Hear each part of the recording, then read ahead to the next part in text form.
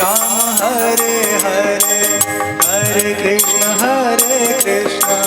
कृष्ण कृष्ण हरे हरे, हरे कृष्ण कृष्ण कृष्ण हरे हरे, हरे राम राम राम हरे हरे, हरे कृष्ण कृष्ण कृष्ण हरे हरे, हरे राम राम राम हरे हरे, हरे कृष्ण कृष्ण कृष्ण हरे हरे।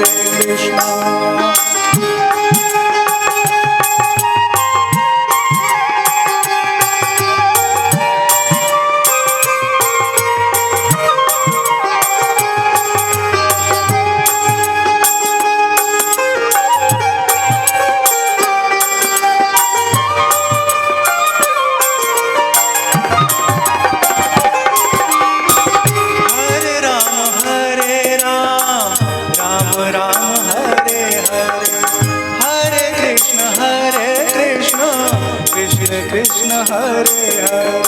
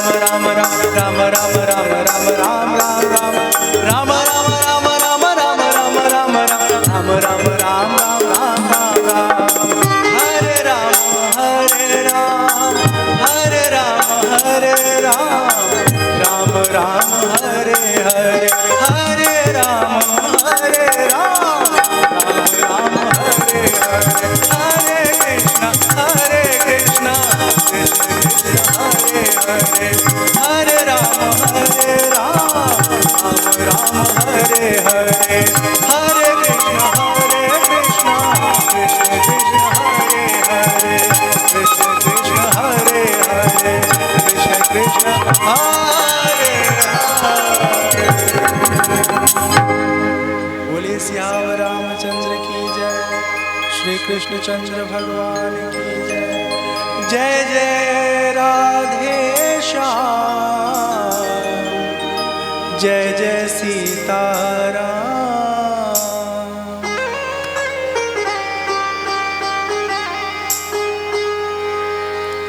श्रीमद् भागवत कथा के चतुर्थ दिवस आप सबका स्वागत है, अभिनंदन है। गांव में जो लोग सुन रहे हैं, जिनका पैर सही सलामत है, जिनका टांग नहीं टूटा है, अगर उनमें हिम्मत है तो चल के आगे कथा पांडाल में बैठ के सुनिए। जब तक टांग ठीक है तब तक थोड़ा देर भगवान के लिए चल लीजिए। अगर कहीं टूट गया तो न जाने कितने महीने रहना पड़े मालूम नहीं। सच में बहुत भाग्य जब उदय होता है ना, तब जाके भगवान की कथा हम सबको सुनने हेतु प्राप्त होती है। तो आज की कथा में हम सब प्रवेश करते हैं। सर्वप्रथम मंगलाचरण और उसके बाद कथा के विषय वस्तु में प्रवेश। सच्चिदानंद रूपाय विश्वोत्पत्त्यादि हेतवे तापत्रय विनाशाय श्री कृष्णाय वयं नुमः। श्री कृष्णाय वयं नुमः।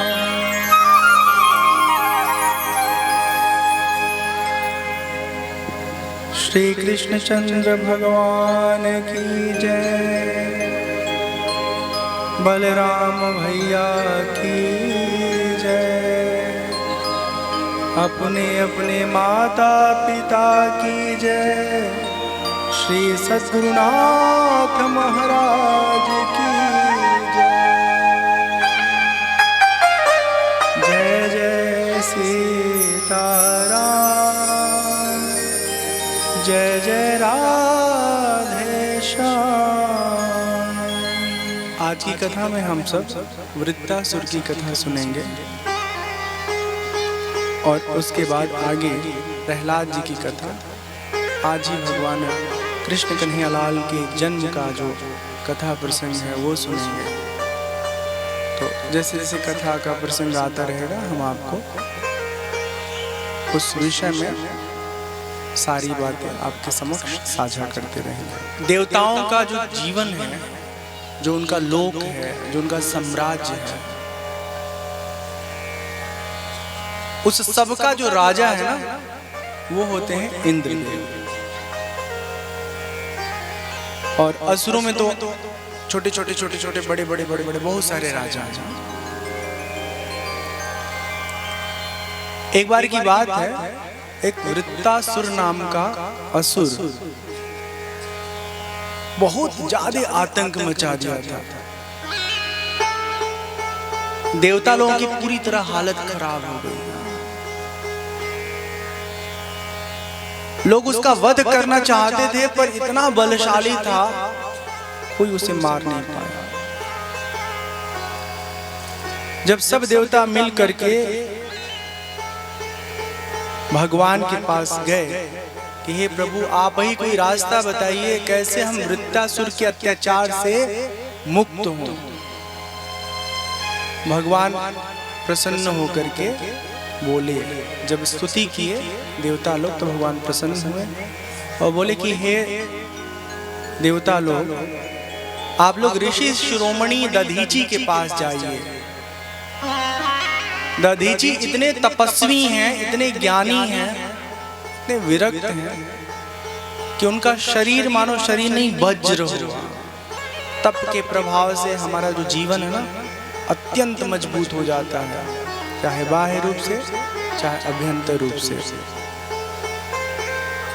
देवता लोग दधीची के पास गए। भगवान बता दिए थे कि अगर वो अपना शरीर दान कर दिए आप लोगों के हित हेतु तो उनके शरीर से वज्र बनाना और फिर उसी वज्र के सहायता से वृत्तासुर का वध करना।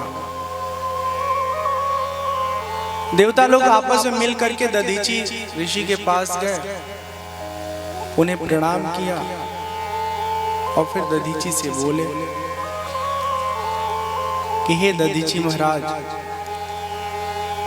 हमें आपकी मदद चाहिए, आपसे हम सहायता मांगने आए हैं।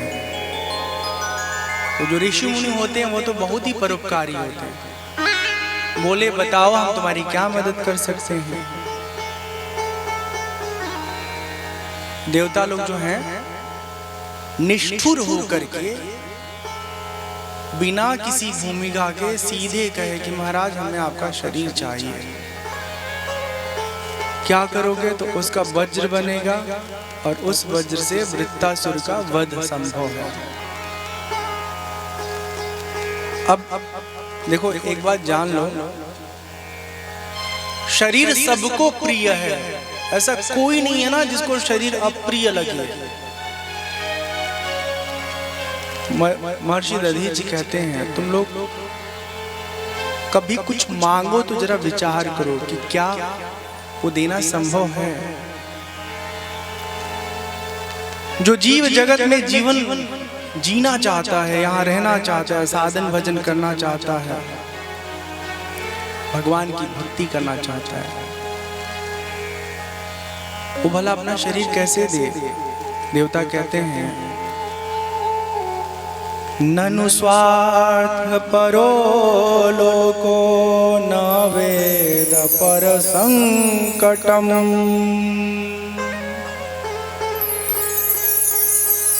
यदि वेदन याचेत नीति नाह यदेश्वरः। देवलोग कहते हैं जो लोग स्वार्थी होते हैं उनमें देने वाले के लिए बहुत ज्यादा सहानुभूति नहीं होती है, वो खाली लेने के बारे में सोचते हैं। उनमें इतनी नहीं समझ होती कि क्या मांगना है क्या नहीं मांगना है, अपने स्वार्थ के वशीभूत तो कुछ भी मांग लेना। और इसी प्रकार जो दाता होता है, देने वाला होता है ना, वो मांगने वाले को खाली हाथ नहीं भेजता। और फिर हम तो आपको इसलिए निवेदन कर रहे हैं कि हम सबका भला होगा, आपके त्याग से हम सबका कल्याण होगा।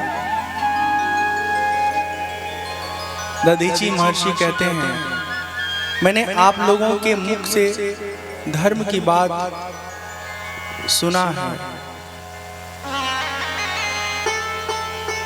यही जानने के लिए हम आपसे संवाद किए। देखिए शरीर तो एक दिन सबका छूटेगा, ये हमको भी मालूम है और अन्यों को भी मालूम है। यदि आपको लगता है कि हमारे शरीर से एक बहुत बड़े समूह का भला हो सकता है तो शरीर छूटना लोगों के हित के लिए बहुत उत्तम होता है।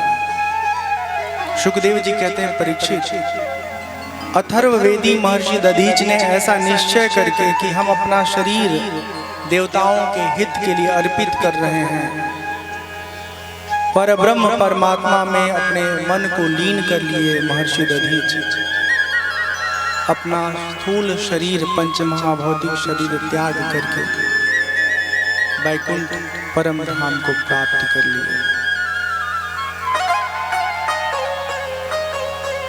जातस्य मृत्युर्ध्रुव एष सर्वतः प्रतिक्रिया यस्य न चेह क्लिप्ता लोको यशाश्चाथतो यदि ह्युमं को नाम मृत्युं न वृणीत युक्तम्। इसमें संदेह नहीं, जो जन्म लिया है उसका एक न एक दिन मरना नाश तय है। इस जगत में विधाता ने मृत्यु से बचने का कोई उपाय बनाया ही नहीं। एक ने सोचा था कि हम मृत्यु से बच जाएंगे, पता है कौन? हिरण्यकशिपु। हाँ, तब किया, भगवान से वर मांगा, मैं दिन को न मरूं, न रात को मरूं, न सुबह मरूं, न शाम को मरूं, न अंदर मरूं, न बाहर मरूं, न ऊपर मरूं, न नीचे मरूं। भगवान उसको भी निपटा देते हैं जब उसका अत्याचार बढ़ जाता है। तो मृत्यु पर कोई विजय नहीं प्राप्त कर सकता, इस बात को हमें समझना होगा। यही सोच करके महर्षि दधीचि अपने शरीर का दान कर देते हैं। उनके शरीर के जो हड्डियां होती हैं वक्षस्थल के, अंदर जो पाई जाती हैं उससे वज्र बनाया जाता है और फिर वो वज्र लेकर के इंद्र वृत्तासुर के साथ युद्ध करते हैं।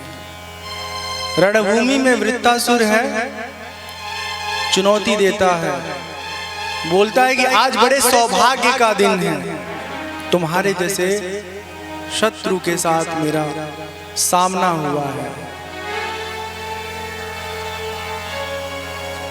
रणभूमि के मध्य एक तरफ वो इंद्र से लड़ने की बात कर रहा है और दूसरी तरफ वो कह रहा है कि अगर मैं हार भी जाऊंगा तो भी मुझे चिंता नहीं है, पर पीठ नहीं दिखाऊंगा। बहुत सुंदर बात कहता है, भगवान को साक्षी मान करके कहता है, न नाकपृष्ठं न च पारमेष्ठं न सार्वभौमं न रसाधिपत्यं न योग सिद्धिर पुनर्भवं वा समंजसत्वां विरहय्य कांक्षे अजात पक्षा इव मातरं खगाः स्तन्यं यथावत् सतरा क्षुधार्ता प्रियं प्रियेवाभिषितं विषण्णा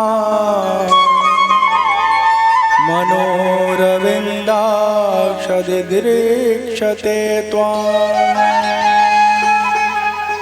सर्व सौभाग्य निधि प्रभु, मैं आपको छोड़कर स्वर्ग ब्रह्मलोक भूमंडल का साम्राज्य भी किसी महत्व का नहीं रखता, यहाँ तक कि मोक्ष भी नहीं चाहता। जैसे पक्षियों के पंख नहीं होते हैं, जो पक्षी के बच्चे होते हैं वो अपनी माँ की बाट जोहते हैं, रास्ता देख रहे होते हैं। जैसे भूखा बछड़ा अपनी माँ का दूध पीने के लिए आतुर होता है, ठीक वैसे ही है कमल नयन, मेरा मन आपके दर्शन के लिए लालायित है। मैं जहाँ जहाँ जाऊँ, जिस जिस योनि में जाऊँ, वहाँ वहाँ भगवान के प्यारे भक्तों से हमारा मैत्री संबंध हो। वृत्तासुर कहता है, हे इंद्र, तुम वज्र उठाओ और अपने शत्रु को मारो। सर्वज्ञ सनातन आदि पुरुष भगवान ही जगत की उत्पत्ति, स्थिति और प्रलय में सक्षम है। इस तरह की बात करते हुए इंद्र से कहता है,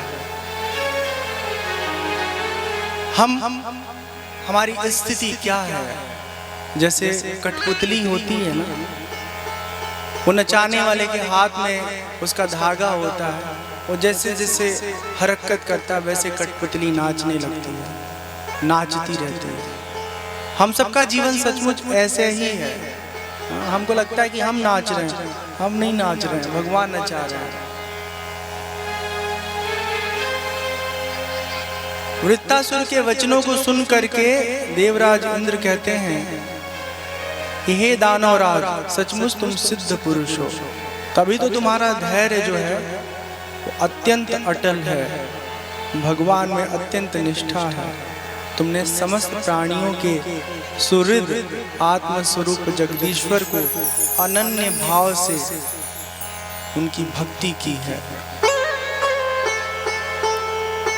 इस तरह से दोनों लोगों में बात होती है। सुखदेव जी कहते हैं, परीक्षित,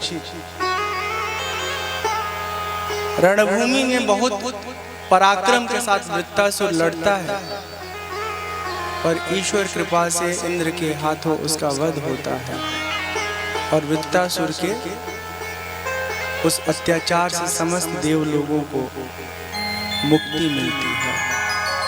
ये वृत्तासुर कौन था? पिछले जन्म में चित्रकेतु नाम का राजा था। चित्रकेतु जो है उनके पास सब कुछ था, पर संतान नहीं था। उनकी कई रानियां थीं। कृतदुति जो है एक ऐसी रानी थी जिनसे चित्रकेतु का बड़ा आत्मीय माधुर्य संबंध था। एक दिन चित्रकेतु के राज दरबार में अंगिरा ऋषि आया। अंगिरा ऋषि से हाथ जोड़ के प्रार्थना की चित्रकेतु की, महाराज हमारे राज्य में, हमारे परिवार में किसी चीज की कमी नहीं है, पर संतान का सुख नहीं है, संतान नहीं है, हमको बड़ा दुख है इस बात का। कृपा करके हमें संतान प्रदान करा दीजिए। आपके जीवन में बहुत तप है, आप बहुत समर्थ हैं। अंगिरा ऋषि ने उनका भविष्य देख करके बता दिया। ध्यान से सुनिए सब लोग। अंगिरा ऋषि ने कहा, हे चित्रकेतु, तुम्हारे जीवन में ना संतान का सुख है ही नहीं। उसके बाद भी चित्रकेतु जिद पर अड़ गए, नहीं प्रभु हमको संतान चाहिए।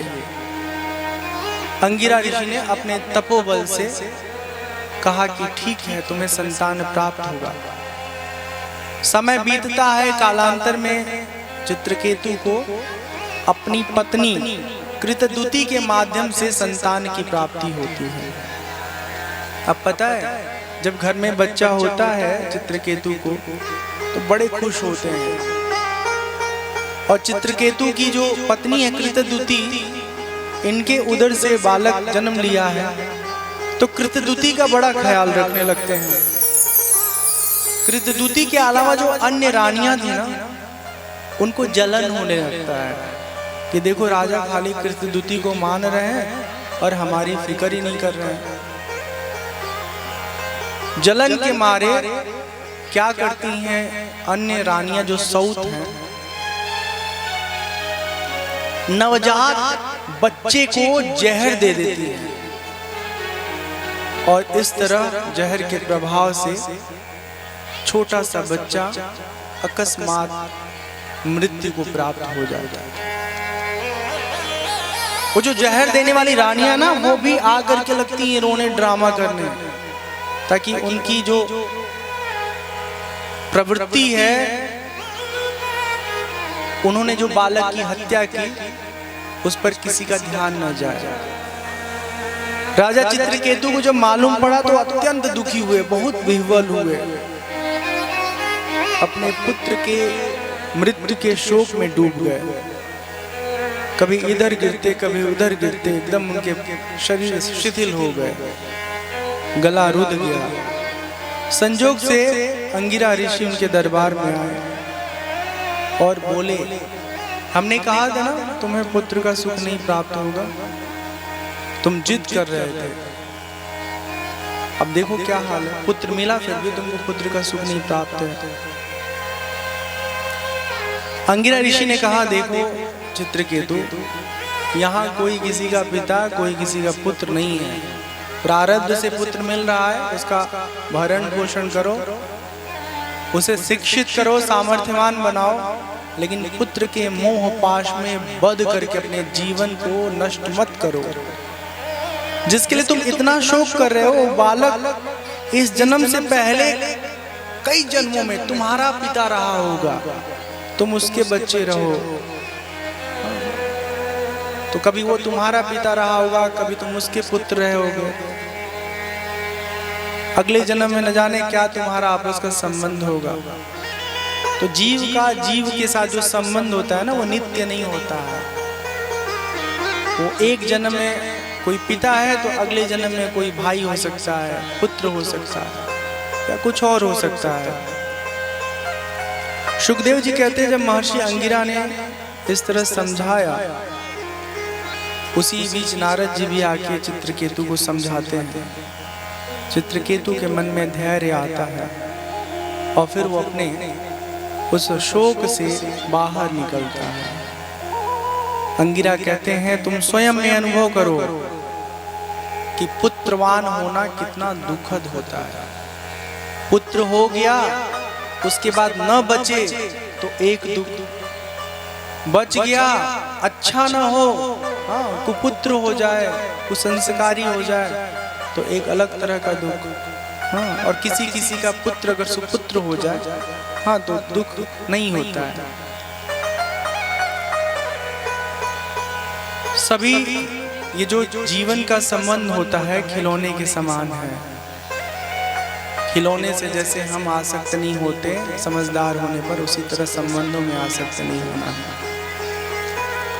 तुम अपने मन को विषयों में भटकने से रोको, शांत करो और फिर उस मन को परमात्मा के वास्तविक निराकार स्वरूप में स्थिर करो। द्वैत भाव का त्याग करके परम परमात्मा में स्थित हो जाओ। जीवन का समस्त शोक मोह समाप्त हो जाएगा। इस तरह ज्ञान देते हैं और चित्रकेतु ऐसे ही अभ्यास करते हैं और भगवान के परम भक्त हो जाते हैं। अब इतने अच्छे भक्त के साथ ये चित्रकेतु ही वृत्तासुर बने थे, तो इसका कारण ये है कि ज्ञान तो चित्रकेतु के जीवन में आ गया। एक दिन की बात है, भगवान भोलेनाथ माँ पार्वती एक साथ बैठे थे और सत्संग कर रहे थे भोले बाबा। तो चित्रकेतु उधर से गुजरा, कहा ओहो देखिए कैसा समय आ गया है। ज्ञान दे रहे हैं, यही ना कि मोह माया है दुनिया प्रपंच, और अपने पत्नी को क्षण भर के लिए दूर भी नहीं कर पा रहे हैं। ऐसे व्यंग किया चित्रकेतु। तो भगवान भोलेनाथ तो क्षमा कर देते हैं, लेकिन माँ पार्वती जो छोड़ती नहीं है, क्या दुष्ट। हाँ, तुम्हारे दृष्टि में यही दिख रहा है कि हम पति पत्नी हैं। हाँ, हम एक दूसरे से अलग भी कहाँ हैं, पर तुम द्वैत भाव में स्थिर होकर के हमको देह समझ रहे हो। जाओ राक्षस हो जाओ, असुर हो जाओ। तो उनके श्राप के कारण असुर हो गया था। अब जब युद्ध हुआ है इंद्र से, तो फिर उस युद्ध में अपने उस श्राप से मुक्त हो जाता है और अपने देव स्थान को पुनः चित्रकेतु चले जाते हैं। यही विद्याधर चित्रकेतु दानव योनि का आश्रय लेकर तुष्टा के अग्नि से पैदा हुए और बाद में इनका नाम वृत्तासुर पड़ा। अपने पापों से मुक्त होकर के पुनः ये शुद्ध हो गए। बोलिए श्री कृष्ण चंद्र भगवान की जय। आज के आनंद की जय।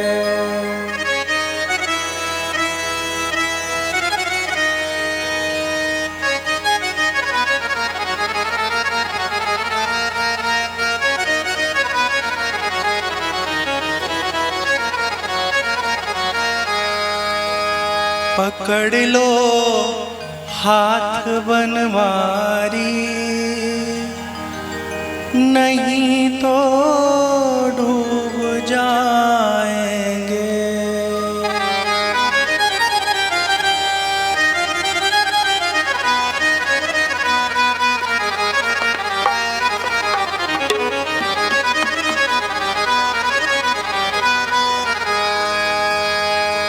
पकड़ लो हाथ बनवारी, नहीं तो डूब जाएंगे।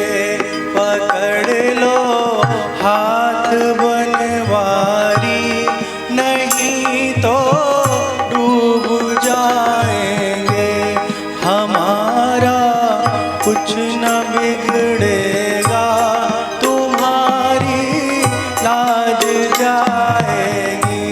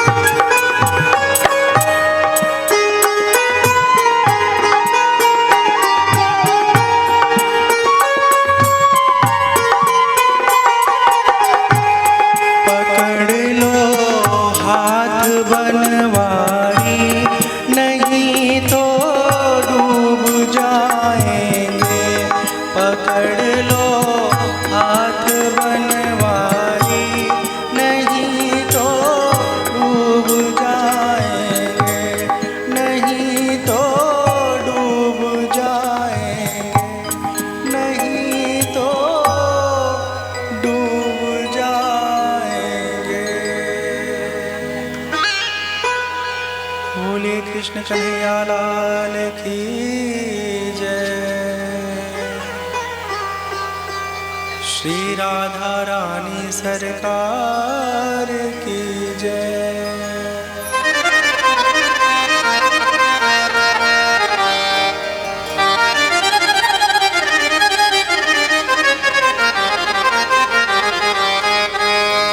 लगन तुमसे लगा बैठे, लगन तुमसे लगा बैठे, जो होगा देखा जाएगा।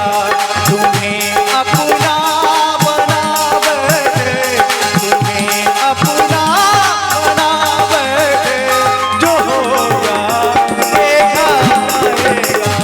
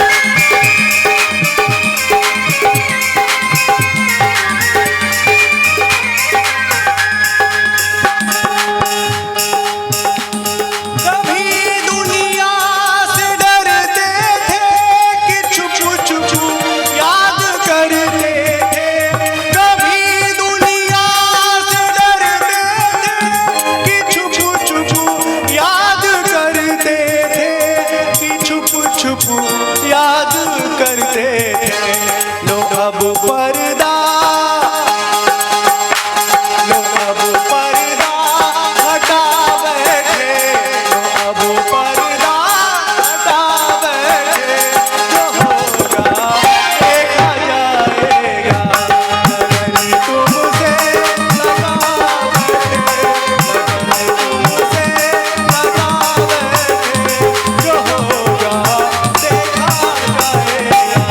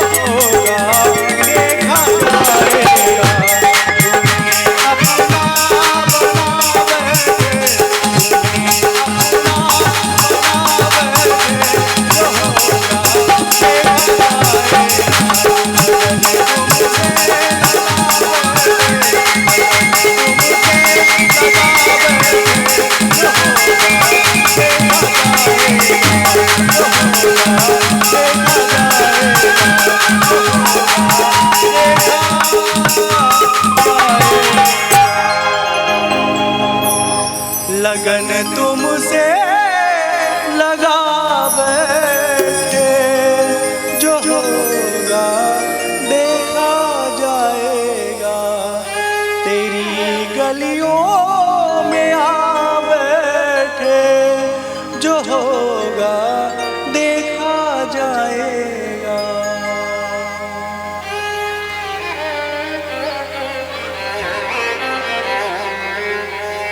श्री कृष्ण कन्हैया लाल की जय, श्री आज के आनंद की जय।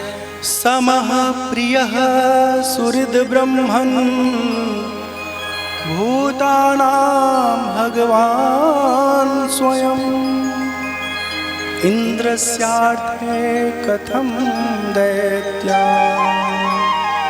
अवधीर्द्विषमो यथा। राजा परीक्षित जी प्रश्न करते हैं कि भगवान तो समचित्त हैं, उनके लिए कोई अपना कोई पराया नहीं होता, सबके लिए समान भाव रखते हैं। फिर ऐसा क्यों देखने को मिलता है कि भगवान देवताओं की रक्षा करते हैं और जो दुष्ट होते हैं उनको हमेशा मार डालते हैं? इस बात को समझिए। इसका कारण ये है, देवता के ऊपर जब विपत्ति आती है तो पता है क्या करते हैं लोग? सब के सब झुंड बना के भगवान के पास जाते हैं, कहते हैं भगवान हम आपकी शरण में आए, हमारी रक्षा करिए। हाँ? और जो असुर होते हैं ये इतने क्रूर होते हैं कि भगवान की तपस्या करके, हाँ, उन्हीं को प्रसन्न करके उनसे वर मांगते हैं, और फिर जब वर मिल जाता है ना तो वो वर असली है कि नकली है, ट्राई करने के लिए भगवान के ही पीछे पड़े रहते हैं। और सच्ची बता रहे हैं, एक तो ऐसे असुर हुआ भस्मासुर, वो भगवान शंकर की तपस्या किया, शिव जी प्रसन्न हो गए।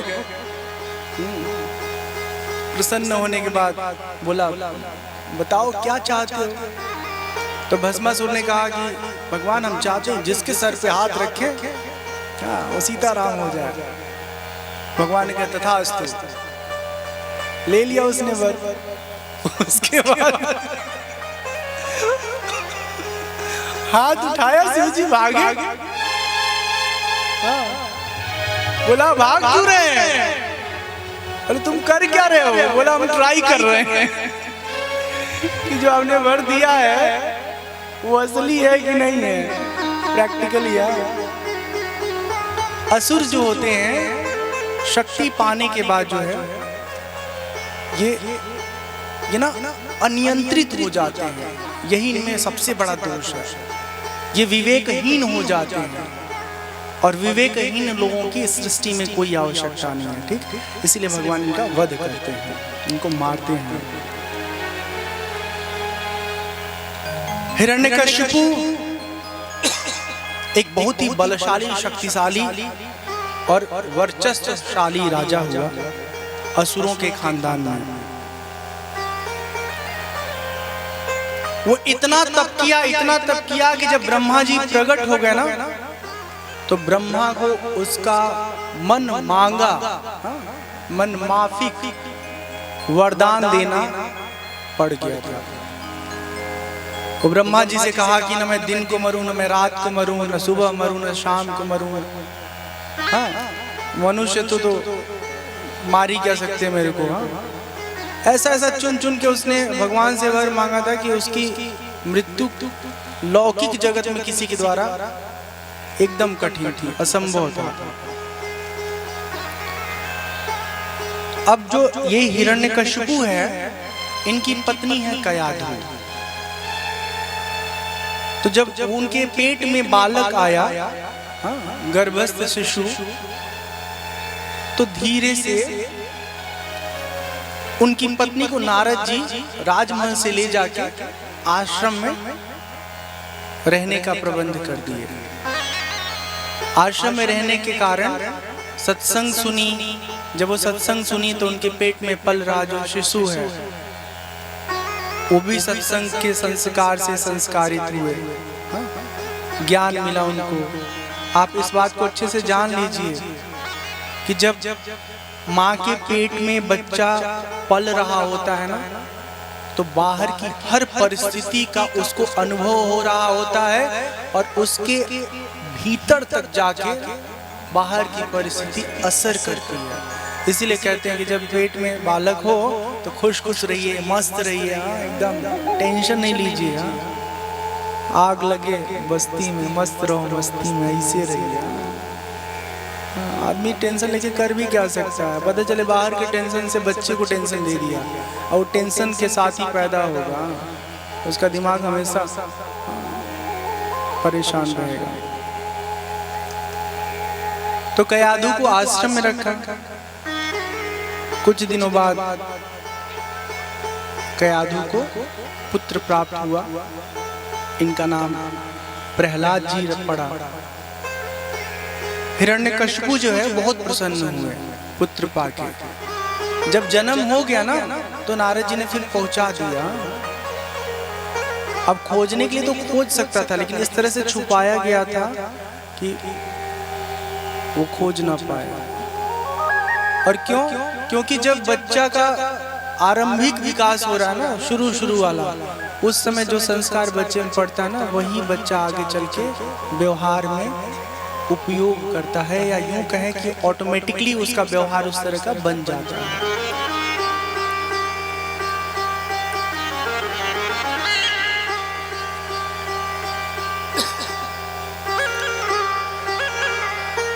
धीरे धीरे प्रहलाद जी बड़े होने लगे।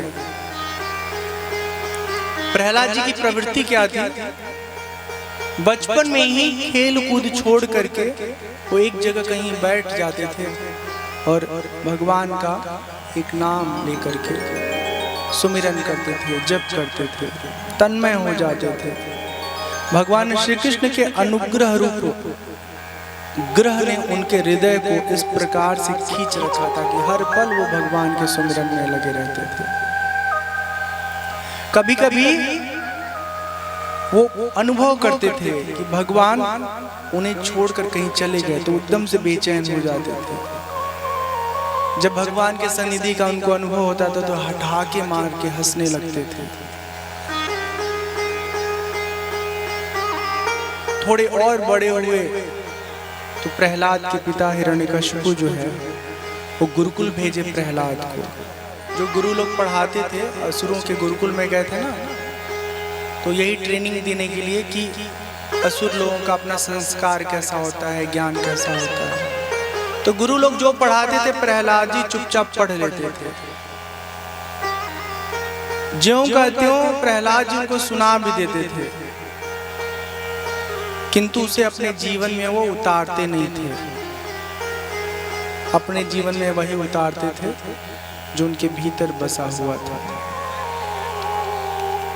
गुरुकुल से पढ़ करके जब वो अपने घर गए तो एक दिन उनके पिता हिरण्यकशिपु अपने गोद में लेकर के सवाल किए कि बेटा बताओ तो तुम्हें कौन कौन सी बात अच्छी लगती है।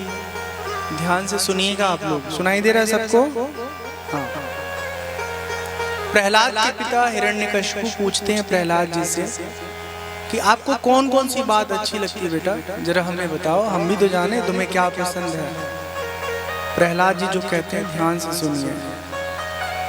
प्रहलाद जी कहते हैं पिताजी, संसार के प्राणी मैं और मेरे, मैं और मेरे, मैं हूँ, बहुत अमीर हूँ, मैं बहुत बुद्धिमान हूँ, मैं बहुत ताकतवर हूँ, मैं बहुत पहुँच वाला हूँ। मेरे भाई बहुत अमीर हैं, मेरे भाई बहुत ताकतवर हैं, मेरा भाई बहुत बुद्धिमान है, मेरी बहुत पहचान है।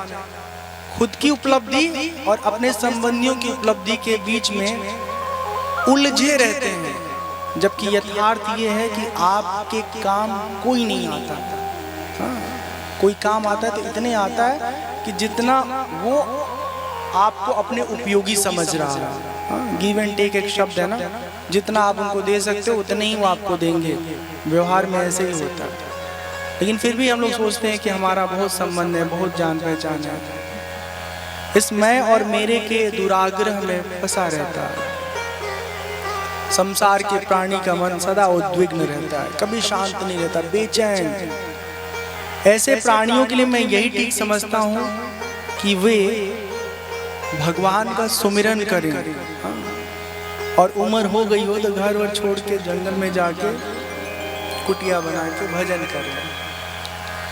जंगल में खाई खाई तो बात सही है, तो है कौन चिंता हुआ, चले तो बढ़िया पेंशन वेंशन सब होता है दुल्हन दुल्हा का। हाँ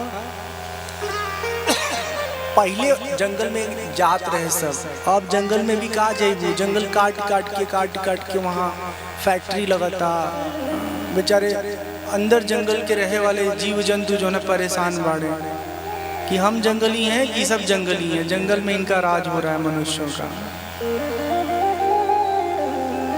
तो अभी तो बस एक ही तरीका है, सच में अगर साधन भजन करना है, भगवान ने आपको शक्ति सामर्थ्य धन संपत्ति दी है, अच्छा सा साफ सुंदर अपना कमरा रखिए, साफ सुंदर अपना बिस्तर रखिए, साफ से एक भगवान का मंदिर बनाइए।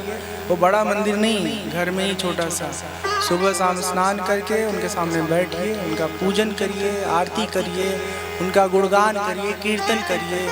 10 लोगों को बुला के कीर्तन करें ये आवश्यकता नहीं है, अकेले बैठ करके नारायण श्रीमन नारायण भजमन नारायण नारायण नारायण नारायण श्रीमन नारायण श्रीमन नारायण नारायण नारायण।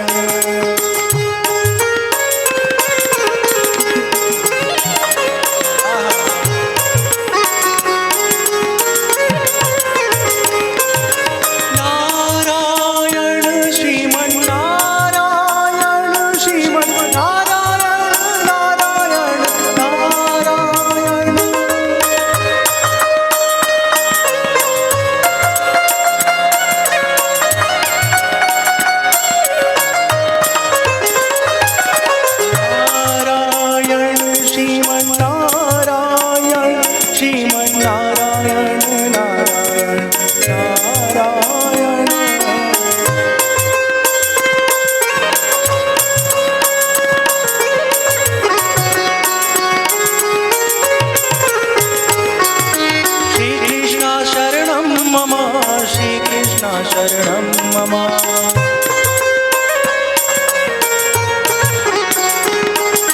श्री कृष्ण शरणं मम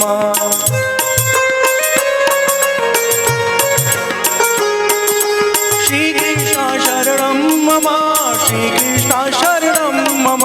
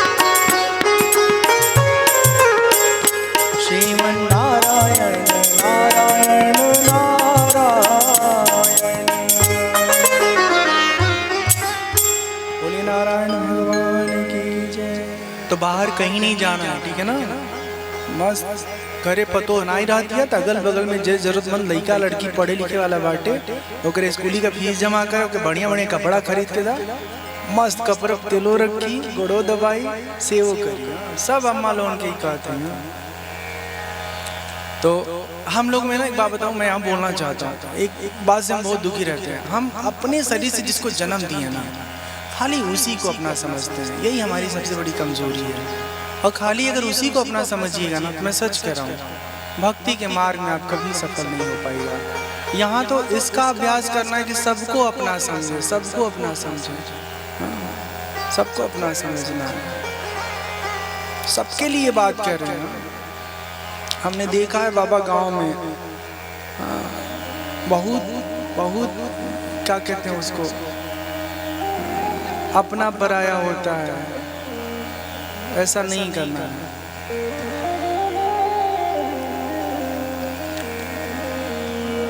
कहते हैं हिरण्यकशिपु, बेटा तुम्हारे गुरुजन यह जानना चाहते हैं कि तुम्हारी बुद्धि स्वयं ऐसी हो गई या किसी ने तुम्हारे बुद्धि में कुछ रखा है, तुमको किसी तरह से समझाया बुझाया है, क्या तुमको किसी ने बहका दिया? प्रहलाद जी कहते हैं कि नहीं, ऐसा नहीं है। हमारी जो बुद्धि है वो जन्म से ही हमको ऐसी प्राप्त हुई है। जिन मनुष्यों की बुद्धि मोहग्रस्त हो रही है उन्हीं को भगवान की माया नजर आती है। अपना पराया का ये भाव उनके हृदय में बना रहता है। उन मायापति भगवान को हम नमस्कार करते हैं। वे भगवान जब कृपा करते हैं तब मनुष्य के भीतर की पाश्विक जो वृत्ति है, बुद्धि है, वो समस्त समाप्त हो जाती है और भेदभाव जो उत्पन्न करने वाली मति है ना, वो खत्म हो जाती है। अपने गुरुजी से कहते हैं जैसे चुंबक के पास लोहा स्वयं खींचा चला आता है ना, आता ही नहीं आता है, ठीक वैसे ही चक्रपाणी भगवान की स्वच्छंद इच्छा शक्ति मेरा चित्त परमात्मा की ओर बार बार खींचा चला जाता है। गुरुजी डांटते हैं, डपटते हैं, हाँ? और उनको समझाते हैं कि इस तरह के ज्ञान को तुम भूल जाओ, हाँ? क्योंकि पिताजी ने समझा के भेजा था। किसको ये समझाना है कि इसका पिता ही तीनों लोगों का स्वामी है।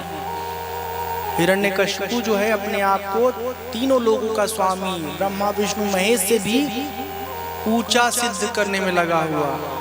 और ऐसा कांड हो गया हिरण्यकशिपु के घर में कि उन्हीं का लड़का कहता है आपकी तो कोई हैसियत नहीं है, असली किसी की हैसियत है तो भगवान नारायण विष्णु की है। गुरुकुल में कुछ समय पढ़ाते लिखाते हैं उनके गुरु लोग, बहुत ख्याल रखते हैं। और फिर उसके बाद समय जब बीत जाता है कुछ दिन, तो प्रहलाद को उनके पिता के पास ले जाते हैं।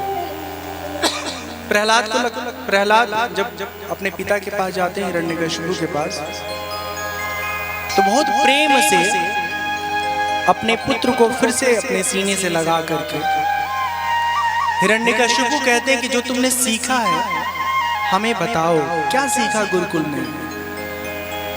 बहुत ध्यान से सुनिएगा आप लोग। जब पिता ने पूछा कि इस बार गुरुकुल में क्या नया सीखा, तो बिना डरे प्रहलाद जी कहते हैं श्रवणं कीर्तनं विष्णोः स्मरणं पादसेवनम् अर्चनं वंदनं दास्यं सख्यमात्मनिवेदनम्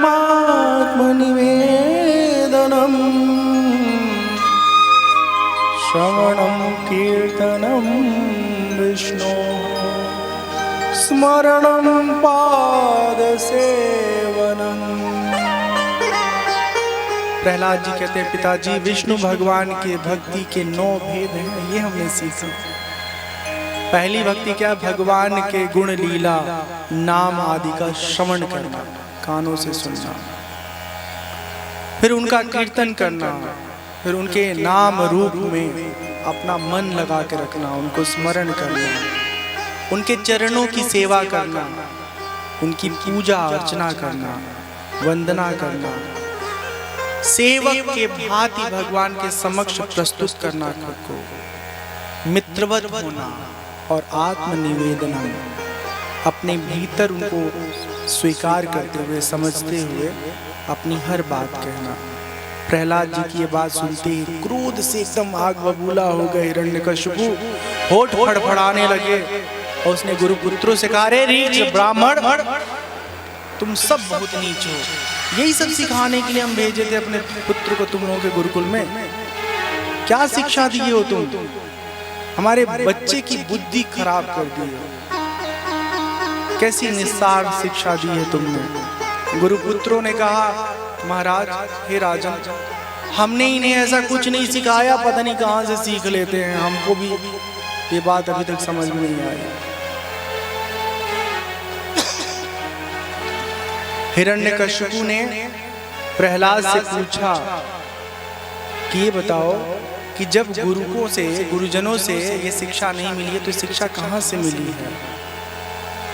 प्रहलाद जी कहते हैं, पिताजी, संसार के लोग ना पीसे हुए को पीस रहे हैं, चबाए हुए को चबा रहे हैं, इंद्रियों के वशीभूत होकर के इंद्रियजन्य विषयों में ही रमण कर रहे हैं। ऐसे गृहस्थ पुरुषों के, जीवों के कल्याण का कोई रास्ता नहीं निकलता।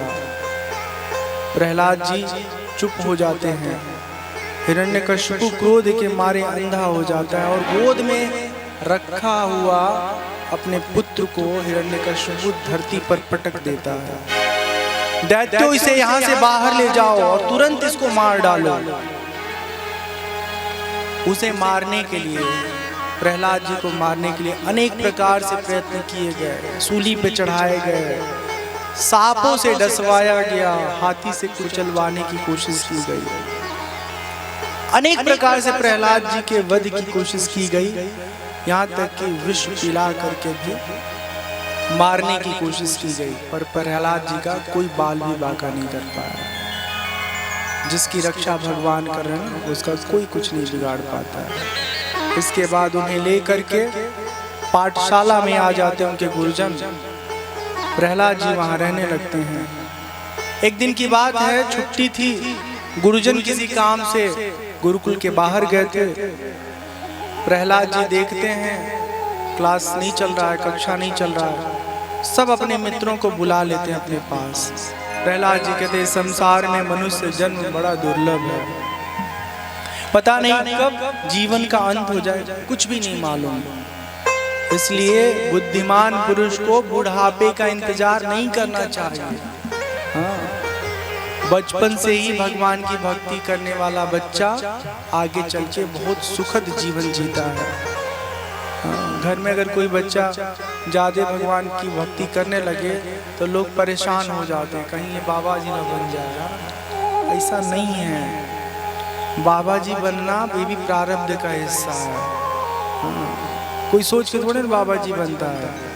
अगर किस्मत में हमारे लिखा है कि हम बाबा जी बनेंगे तो बाबा जी बनेंगे, किसी की किस्मत लिखा है नेताजी बनेंगे तो नेताजी बनेंगे, किसी की किस्मत में लिखा है अधिकारी बनेंगे, कलाकार बनेंगे।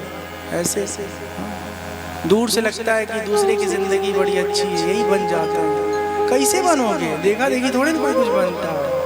वो संस्कार ले करके आदमी पिछले जन्म से आता है। तो इसलिए इन बातों को समझना होगा। प्रहलाद जी बच्चों को समझाते हैं, अपने सहपाठियों को, मनुष्य जन्म में श्री भगवान के चरणों का शरण लेना जीवन की एकमात्र परम प्रयोजन, परम सफलता है। भगवान को प्रसन्न करने के लिए बहुत कुछ यत्न करने की जरूरत नहीं है। एक जगह तो भगवान कहते हैं, निर्मल मन जन सो मोहि पावा,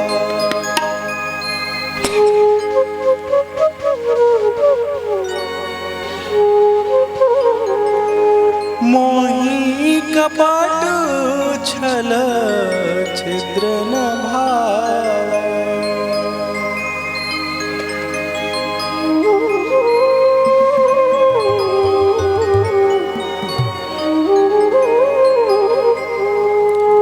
जिसका मन निर्मल होता है ना, पवित्र होता है, वो भगवान को अपने आप पा लेता है। बच्चे पूछते हैं कि सब ज्ञान कहाँ से आपको मिल गया?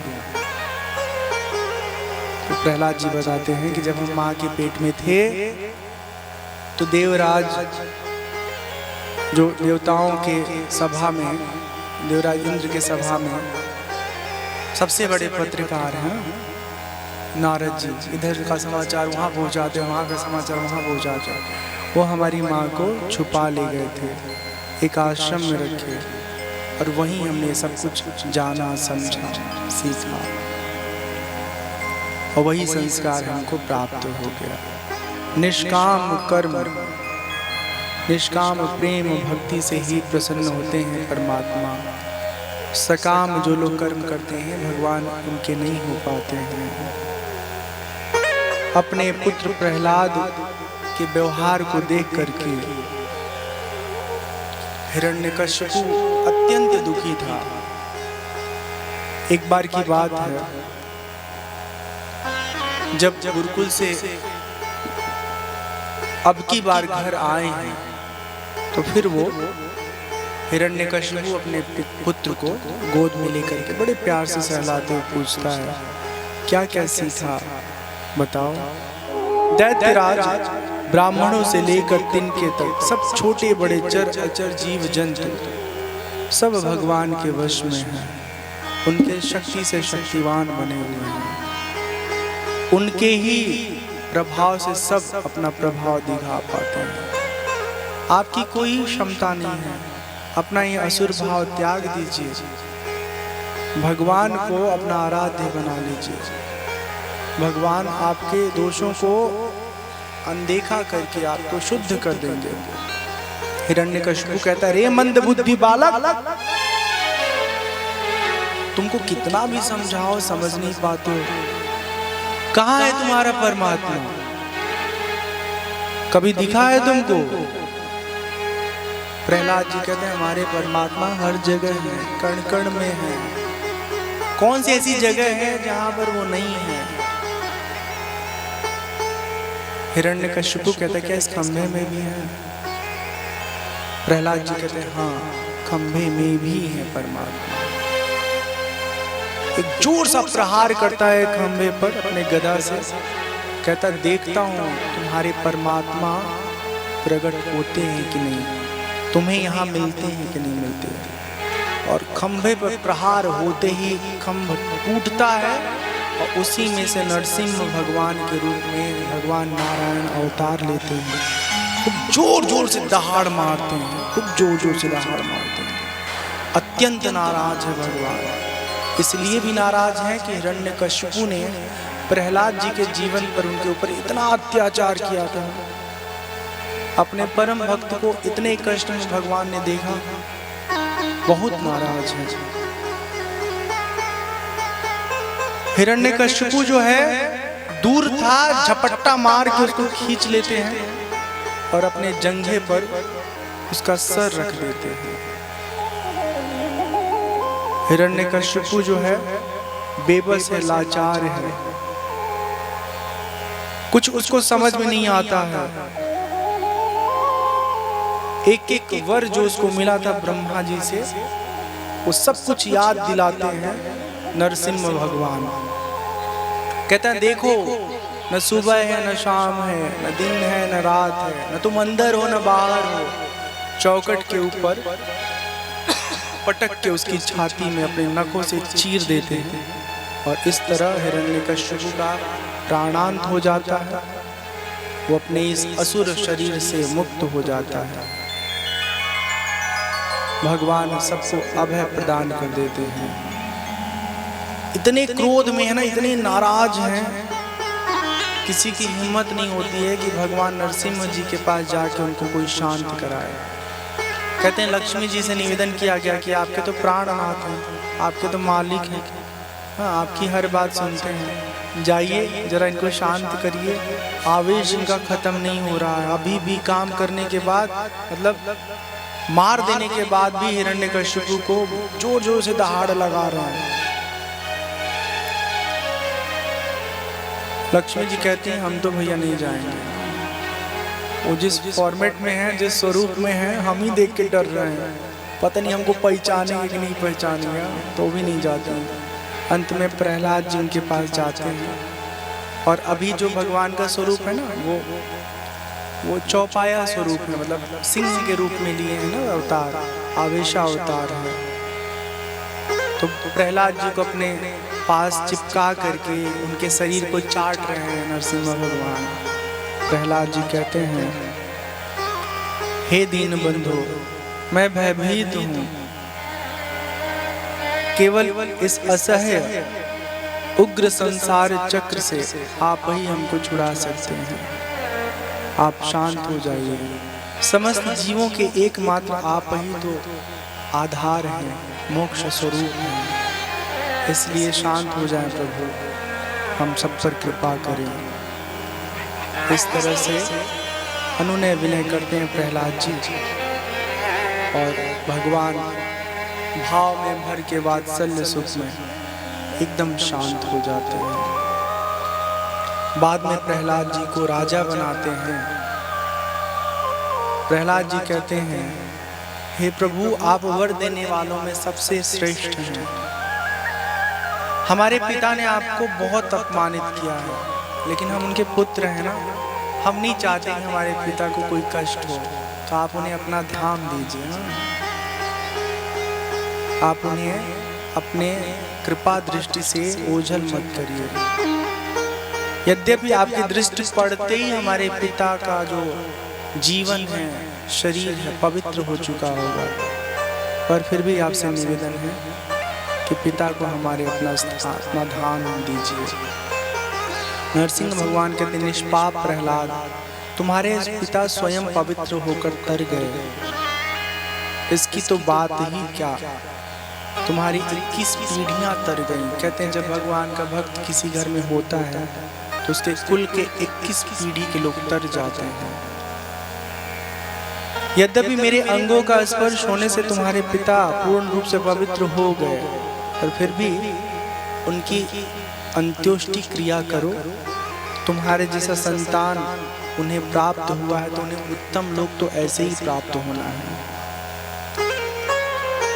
भगवान की आज्ञा पा करके प्रहलाद जी अपने पिता का अंतिम संस्कार करते हैं। भगवान वहाँ से अंतर्ध्यान हो जाते हैं और फिर आगे प्रहलाद जी राजा बनते हैं, राज्य का संचालन करते हैं, अपने प्रजा के समस्त लोगों को अत्यंत सुखी रखते हैं, किसी को कोई कष्ट नहीं होने देते हैं। सब लोग बड़े आनंद से प्रहलाद जी के राज्य में रहते हैं।